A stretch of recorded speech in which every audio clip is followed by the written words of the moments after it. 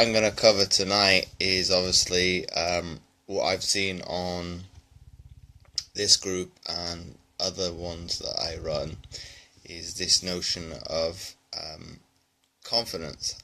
What I mean by that is obviously within the fitness industry, we are very much to a certain extent focused on the aesthetic appearance, so be it improving your nutrition, your fitness and whatnot, and less so for the ones that have been following my podcast. I bring it up quite a bit to a certain extent with obviously the guests and what their mental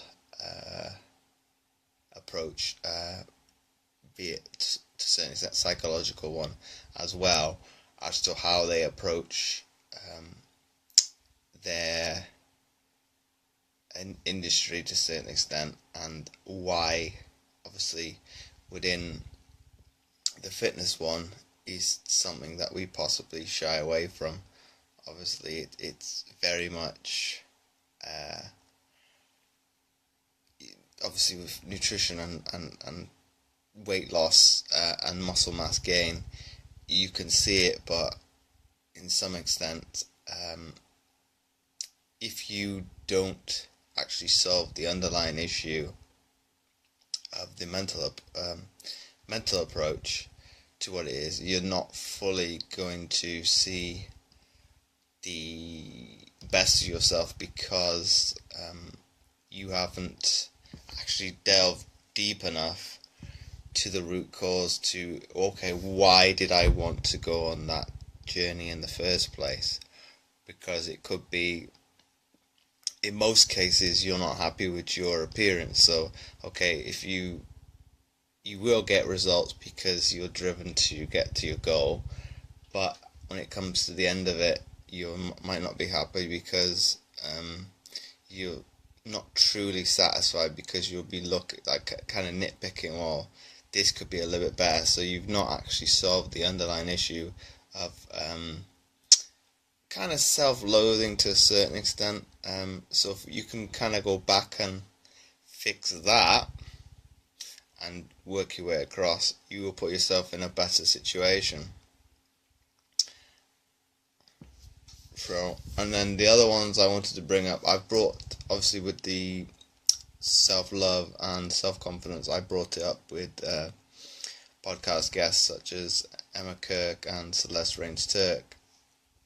Obviously, confidence plays a massive part in how you perceive yourself. Obviously, if I come from it from my perspective as a we'll say this disabled individual, okay, I had probably a little bit of self-confidence issues, probably more so as a youngster and a teenager, obviously with, I won't say coming to terms with my disability, but kind of not wanting to deal with it and kind of hiding it away to a certain extent, be it in the summer months. So not really summer months, but say from about this time of year going forward, I wouldn't wear shorts to school and whatnot, and it kind of came to a point, what would I been, 17 years old, I thought to myself, well, the only person I'm affecting is myself. So, and it kind of a light bulb moment went off, and I kind of fixed it from there. So it's obviously, like I said, it's coming back to that confidence issue. And then it was another point I was going to raise was coming back to the video I did last week, obviously on doping, obviously the state of play within sport. They raised another good point with accessibility and facilities. Obviously, when I say that, if I come back and say we say that as the general populace, there's that issue of facilities accessibility, be it both able-bodied and disabled.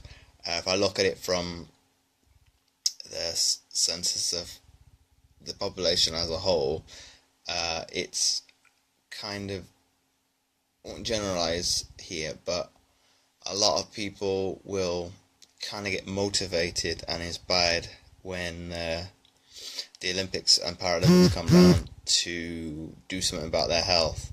Okay, why is it that it takes, what would you say, those 7 weeks of obviously people at their heightened pinnacle of the sport to make somebody do something, whereas it should come back to somebody taking onus on themselves and wanting to obviously improve themselves, and kind of not having somebody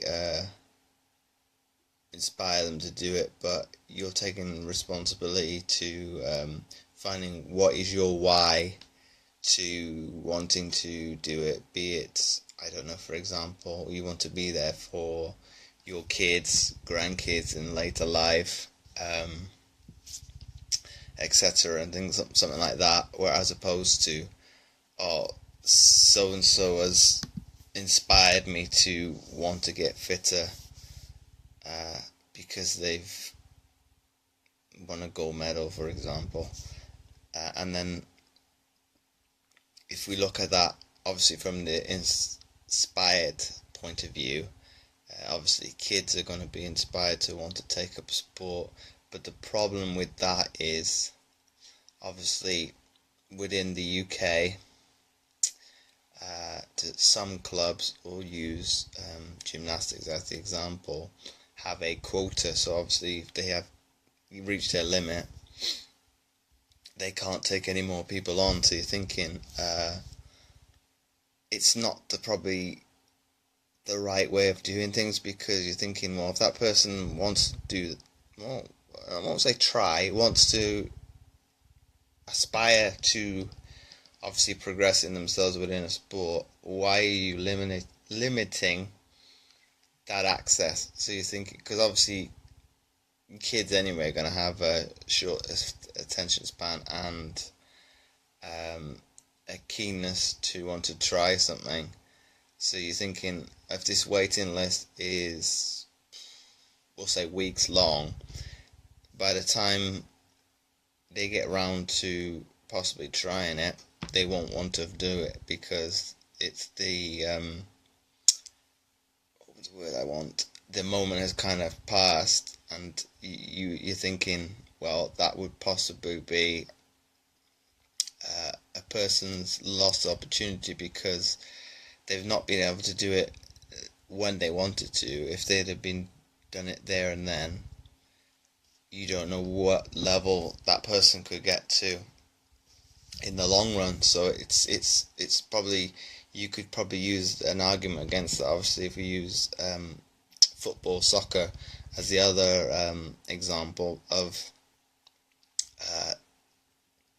pressure is put on them at such a young age to succeed and whatnot, and they kind of don't have a backup. So they solely want to be in this obviously this bubble, to say the least, and they don't give the players a backup. Be it educate, there is education, but it's like sports qualification, which are quite low, and you can't really do much with it in the long term. Okay, yes, the clubs have to take a little bit of responsibility, but some parents and also the players have to be, to some degree, realistic that not everybody's going to make it. And if that was the case, obviously elite sport, professional sport wouldn't be such as what it is, because everybody would be doing it. So it's kind of, you've got to kind of reflect on a whole as to what you want to do. So that's my rant over for this week. I look forward to seeing your questions